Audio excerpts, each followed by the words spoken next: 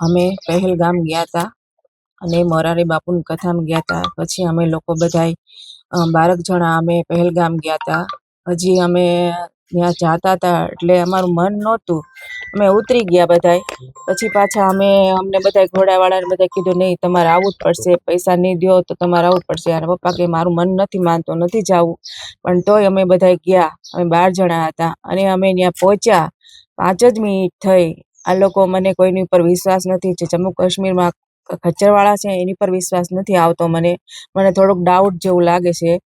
અને અમે ત્યાં 5 જ મિનિટ પહોંચ્યા. હજી અમે બીજી મારા દીકરા સામુ ને મારા પતિ સામુ જોઉં છું, ત્યાં ફાયરિંગ 2 હવામાં થયા. 2 હવામાં થયા. તમે આમનો જોવા રહ્યા. અને મારા કાકા છે અરશદભાઈ નાથાણી, એમ કીધું ભાગો, દોડો જલ્દી. ત્યાં અમે બધા દોડવા મળ્યા. ત્યાં હું હજી ગેટ આગળ પહોંચું ને તો મારા છોકરાને કોઈક એમ કીધું કે લેટ જાઓ, તો એ લોકો લેટ્યા.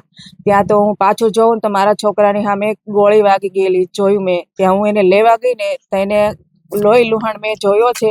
અને મારા પતિને માથામાં મારી દીધી, ગોળી વાગી ગઈ છે.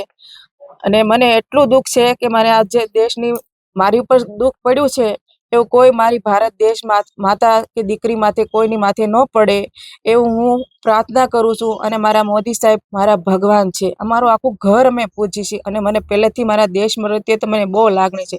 અને જે આપણે ભારત દેશ સેનાએ આપણે જે અમારો સાથ સહકાર આપ્યો છે, અમને અહીંયા પહોંચાડ્યા છે, એની તો હું ખૂબ ખૂબ જિંદગીભર હું રાખીશ. પણ જે અત્યારે આ હુમલો થયો છે એને મને ખૂબ શાંતિ મળી છે. અને હું તો કહું એનું આખું નામ નિશાન મિટાવી દો મોદી સાહેબને, એવી પ્રાર્થના કરું.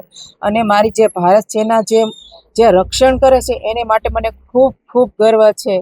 અને મોદી સાહેબને હું ખૂબ આભારી માનું છું. ભારત માતા કી જય.